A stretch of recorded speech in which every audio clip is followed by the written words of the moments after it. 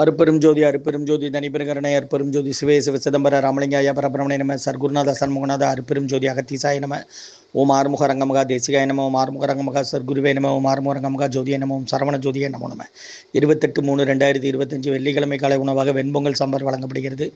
இன்றைய அன்னதானம் உணவு வழங்கப்படும் இடம் டவுன் கண்டியப்பேரி அரசு மருத்துவமனை மாடியில் உள்ள ஈசிஆர் சேவை மையம் ஆர் சோயா தொண்டு நிறுவனம்.